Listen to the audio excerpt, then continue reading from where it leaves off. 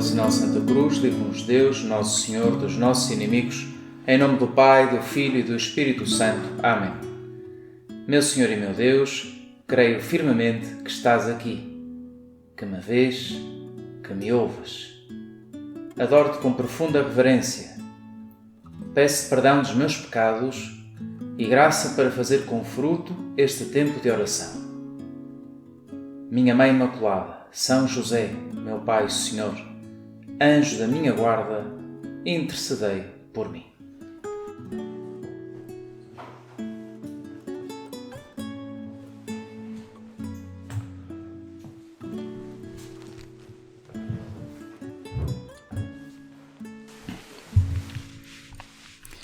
Continuamos neste tempo da Quaresma e aqui estamos para fazer a nossa oração junto de Jesus e pensar naquilo que a Igreja nos propõe para este domingo que se aproxima, que é o segundo domingo da Quaresma.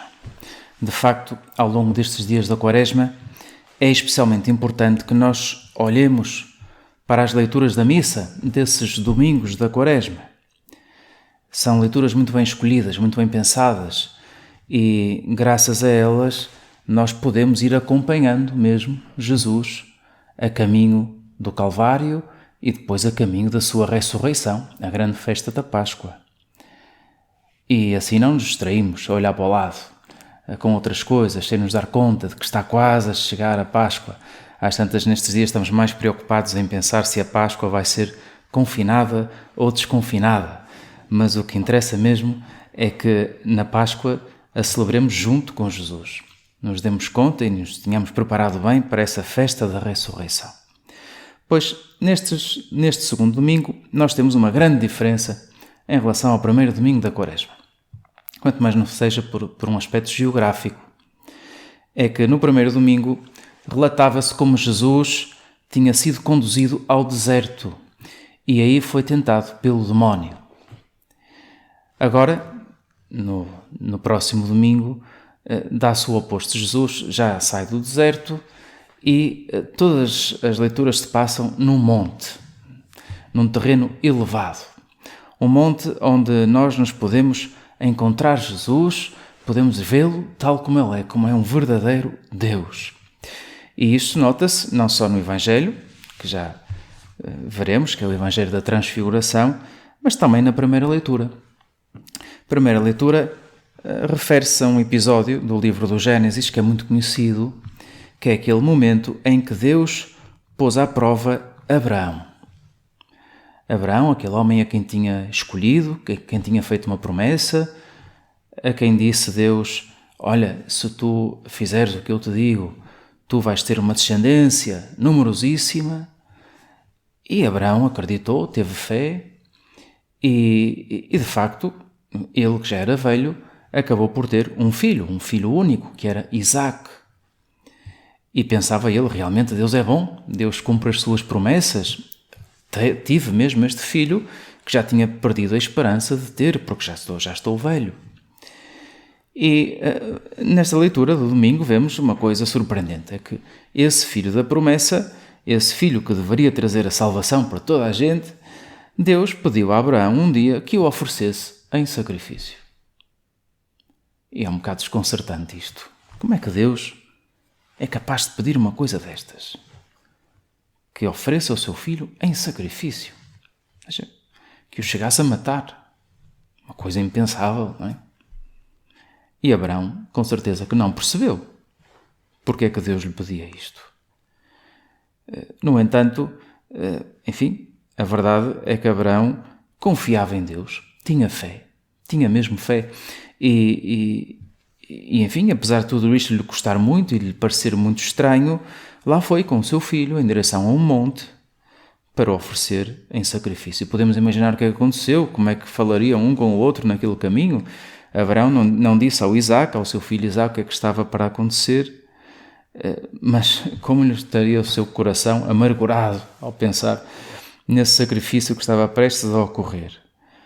E chegam lá ao alto desse monte, constroem um pequeno altar, colocam lenha e depois chega até ao momento de prender o seu filho com umas cordas e tira de uma faca e está quase a matar o seu filho Isaque, até que aparece um anjo.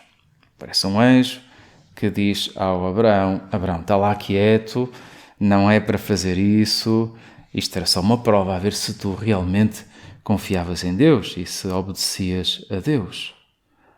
Uma prova dura. E de facto Deus não deixou que aquilo acontecesse. O Isaque continuou vivinho da Silva, poderíamos dizer, continuou bem, e de facto essa descendência do Abraão multiplicou-se. E nós podemos chamar Abraão o nosso pai na fé. Deus é um Deus de vida, não é um Deus da morte.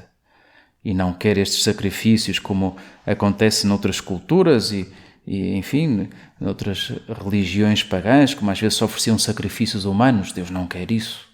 Deus não quer isso. No entanto, nós podemos pensar um bocadinho neste pedido de Deus ao Abraão. Porque é que nós meditamos nele neste segundo domingo da Quaresma? Claro, com aquilo que nós já vamos conhecendo de Deus, de Jesus, porque Jesus, que aqui está, que nos vê, que nos ouve, foi-nos revelando Deus, foi-nos mostrando como é Deus. E com aquilo que nós já conhecemos de Deus, poderíamos pensar, é evidente que Deus não ia deixar que o Abraão matasse o Isaque. Isso é evidente, Deus não é assim. Deus é bom, Deus é misericordioso.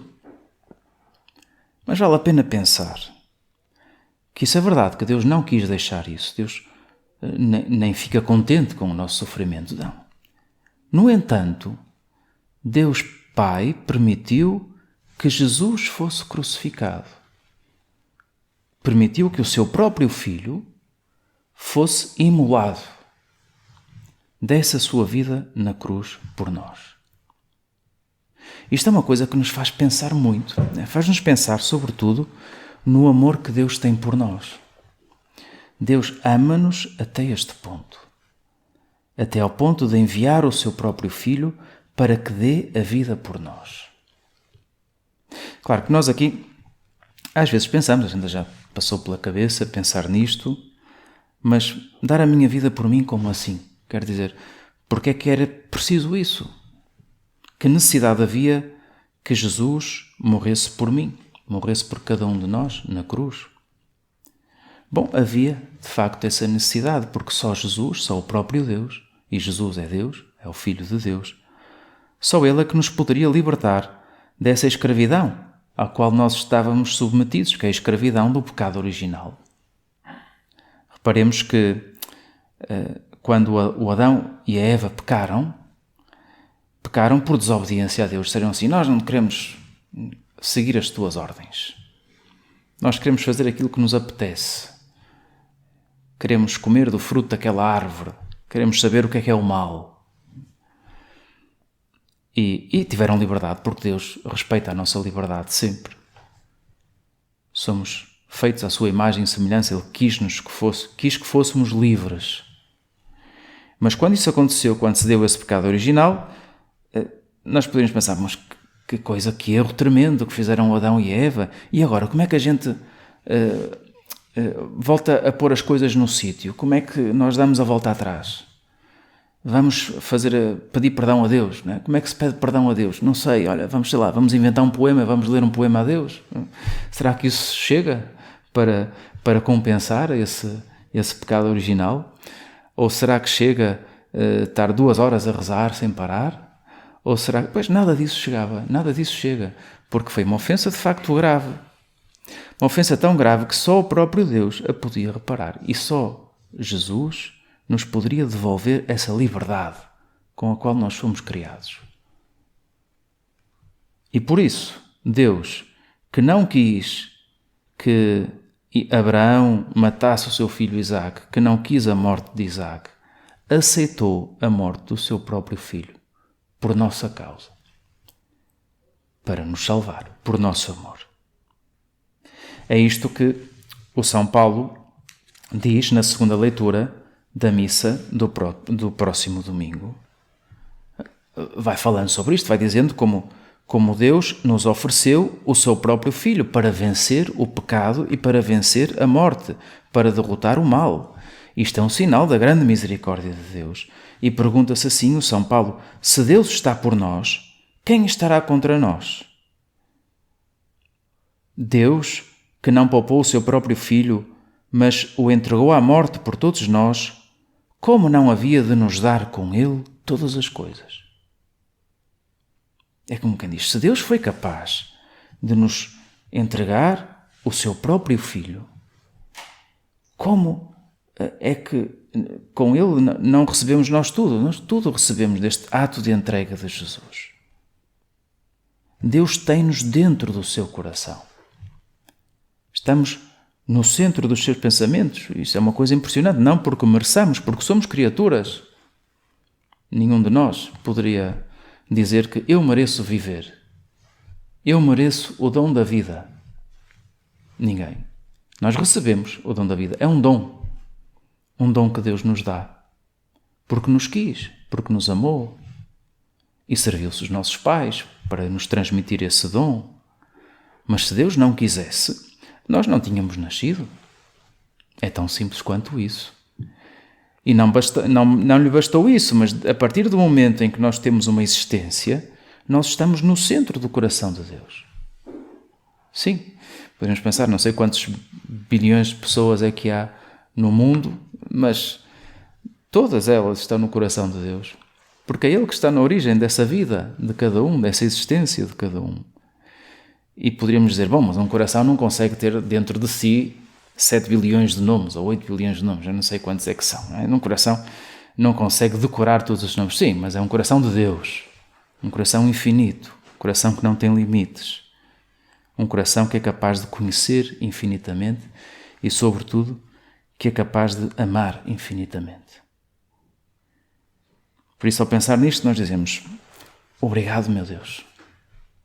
Obrigado, porque neste domingo da Quaresma vou começando a perceber o que é isto da entrega de Jesus por mim na cruz. Porque é que ela era necessária? Que tudo aquilo foi por mim, por meu amor, porque tu me tens no teu coração. E o Evangelho da Missa do Domingo também está relacionado, pois, com isto, porque é aquele momento em que Jesus também sobe a um monte com os seus discípulos, não com os seus discípulos todos, nem com aquele grupo de 12 apóstolos que costumavam estar mais com Jesus, mas tomou consigo 3 em especial, Pedro, Tiago e João. E subiu a um monte e transfigurou-se diante deles. Transfigurou-se, quer dizer, mudou de aspecto, mudou de forma.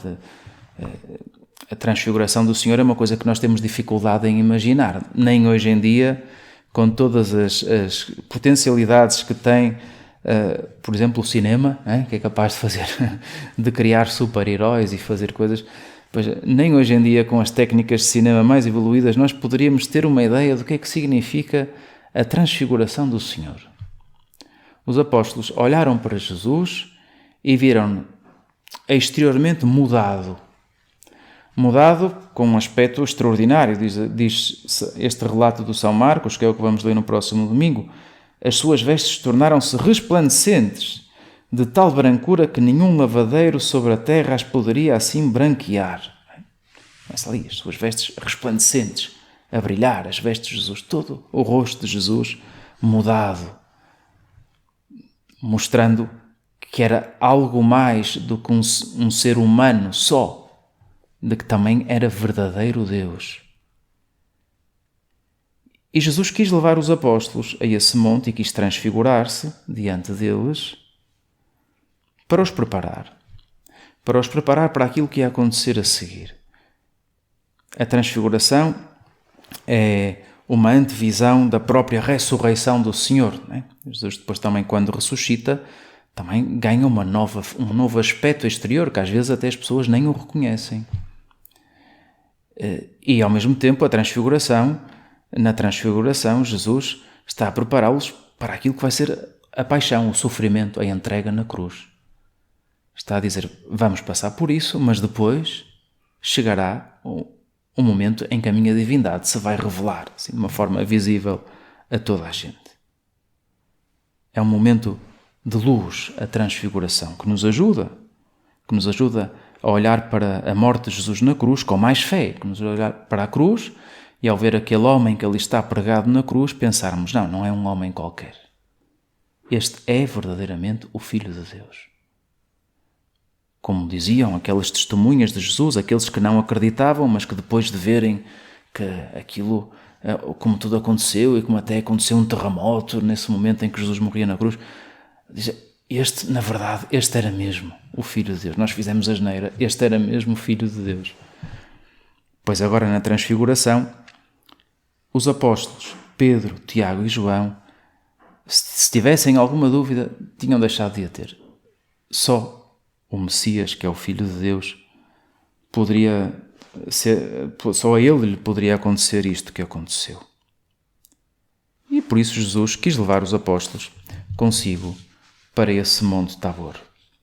Claro que os apóstolos ali estavam super felizes, estes 3 apóstolos, Pedro, Tiago e João.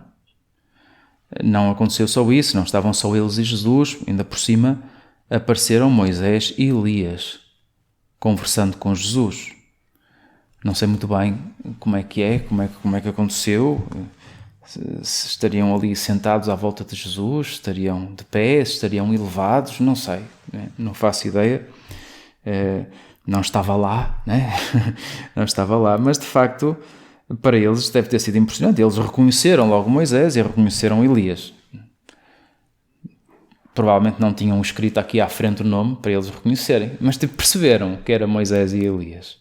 Moisés era alguém, estes dois eram 2 dos profetas, digamos assim, grandes do Antigo Testamento de Israel. Toda a gente tinha uma grande admiração por Moisés e seguia a lei de Moisés. E toda a gente tinha uma grande admiração por Elias, que tinha sido levado até aos céus no final da sua vida num carro de fogo, portanto, um final espetacular. Então Moisés e Elias estavam ali, conversando com Jesus, e Pedro, Tiago e João sentiam-se felizes. Tiveram ali, experimentaram um bocadinho o que é que seria o céu. O que é que seria a felicidade do céu? Estar ali junto de Jesus, tranquilamente,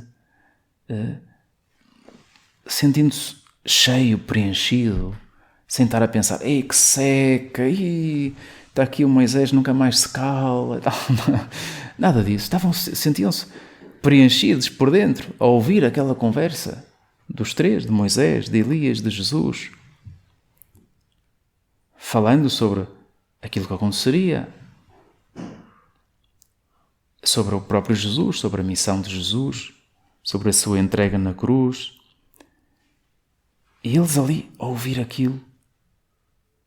E então o Pedro até fez uma proposta, mestre, como é bom estarmos aqui. Disse isto sinceramente, como é bom estarmos aqui. Olha, vamos fazer 3 tendas. Uma para ti, outra para Moisés e outra para Elias. Como quem diz, eu não importo passar aqui a noite toda, e o dia a seguir, e a noite a seguir, vamos ficar sempre aqui.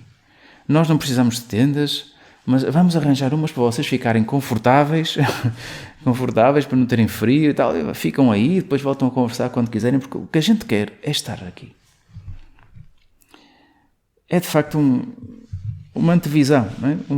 Uma coisa, dá para perceber um bocadinho o que é que será o céu. No céu estaremos com Jesus. No céu vemos Jesus face a face. E no céu estamos bem, somos imensamente felizes, o mais felizes que podemos ser, com uma felicidade que é verdadeira, na qual não há enganos. Nós aqui nesta terra somos enganados por muitas coisas. No céu não há enganos. Aqui somos enganados, às vezes vende-se uma felicidade que depois acaba por não ser felicidade. Vamos fazer isto, vou fazer isto, que me vai fazer muito feliz e muito contente, não é? Vou fazer aqui uma maratona de filmes até às 5 da manhã. Não é? Depois uma pessoa chega às 9 da manhã e tem que ir para as aulas e diz, porque é que eu fiz aquilo? Afinal foi um engano, não é? Hoje estou a ter um dia terrível, não dormi nada. É um engano. No céu não há enganos.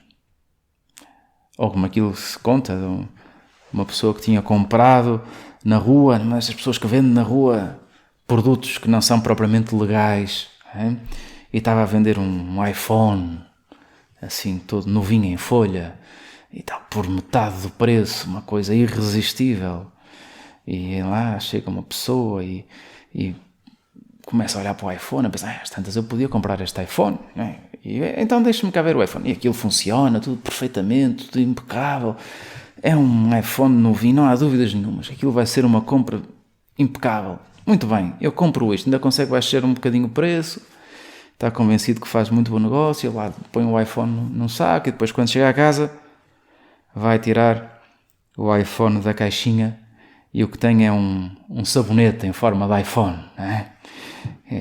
Tinham trocado, ao pôr no saco, tinham trocado e lá dava o sabonete. Saiu-lhe um banho bem caro, um banho caro, sem dúvida nenhuma.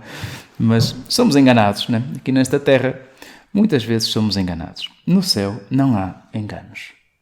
Aqui, neste monte da transfiguração, não havia enganos. Pedro, Tiago e João viram quem era Jesus e o que é o céu. Como é estar perto de Jesus na sua glória. Viram um bocadinho disso, um bocadinho. E ficaram super felizes. Claro que depois isto acabou. Ainda tiveram mais um momento alto, que foi quando uma nuvem os cobriu e da nuvem ouviu-se uma voz que disse: "Este é o meu filho, muito amado, escutai-o." Aí devem ter ficado assim um bocado, né? A tremer, né? Uma voz assim forte a ouvir-se do céu. E de repente tudo passou. Voltou tudo ao normal. Já não estava ali mais ninguém junto de Jesus e eles começaram a descer o monte pensando naquilo que tinham acabado de testemunhar. Jesus quis dar-lhes esta experiência, este momento, quis fazer-lhes sentir quem era.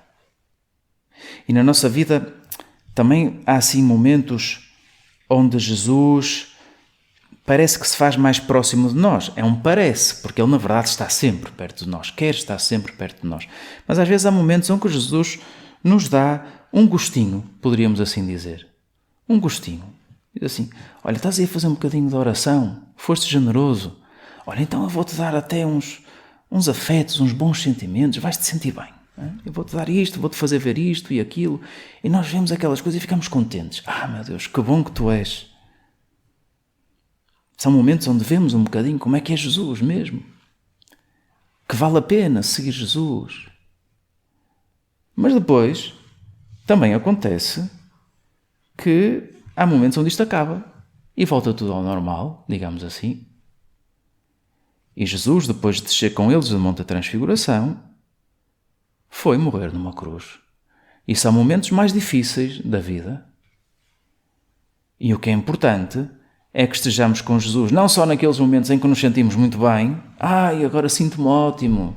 Até aprendi uma música nova, estou aqui a cantar uma canção que ouvi na missa online, um coro de não sei de onde, cantaram uma música que ficou aqui no ouvido, e eu estou aqui a cantar a música, sinto-me mesmo bem, e fala de Jesus e tal, estou aqui mesmo a sentir-me bem.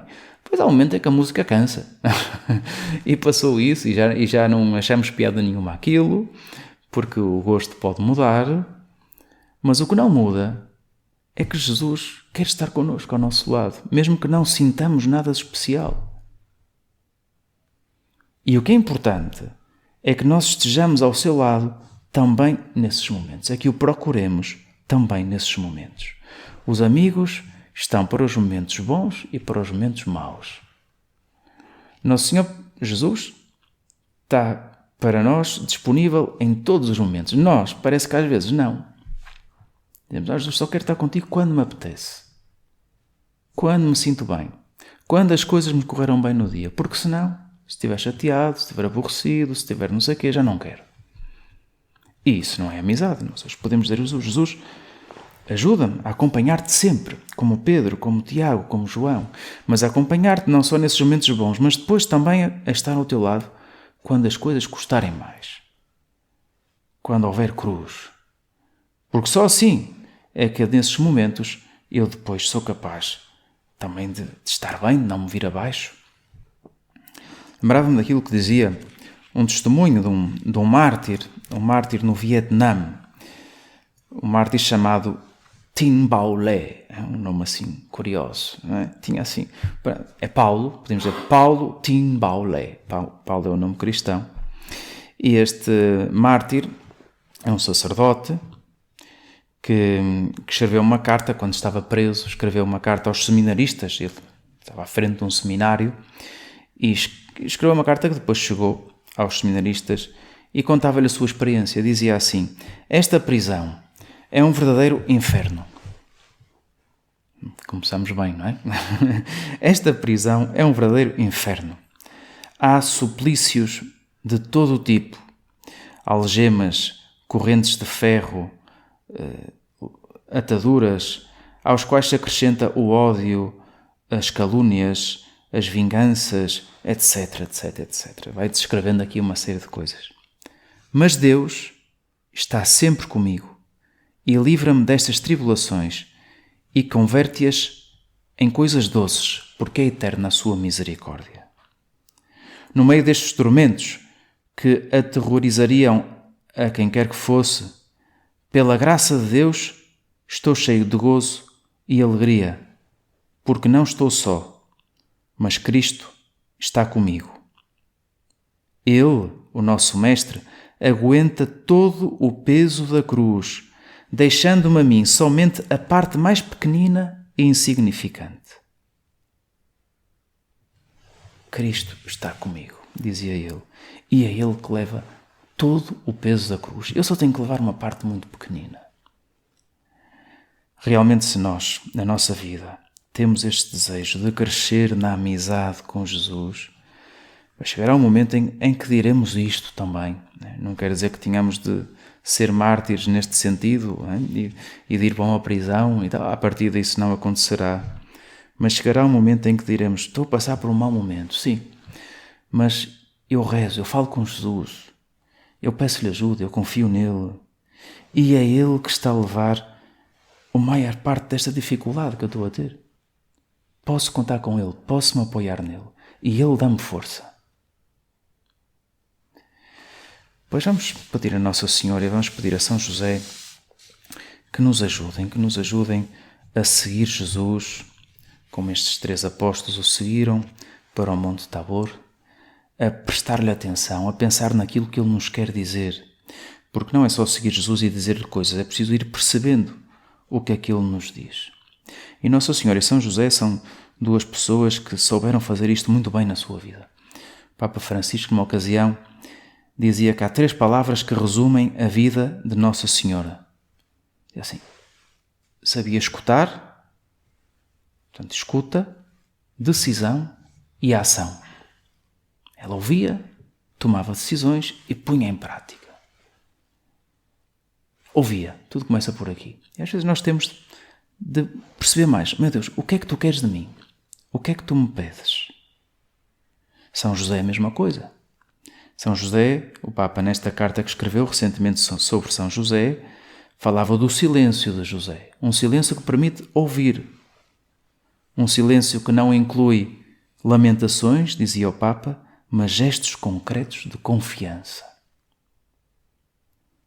Pois que eles nos ajudem, que Maria e José nos ajudem a ouvir mais esta voz de Deus e que nos ajudem a confiar, como Abraão confiou em Deus, como estes apóstolos, Pedro, Tiago e João, confiaram em Jesus quando lhes pediu para subir a esse monte para rezar.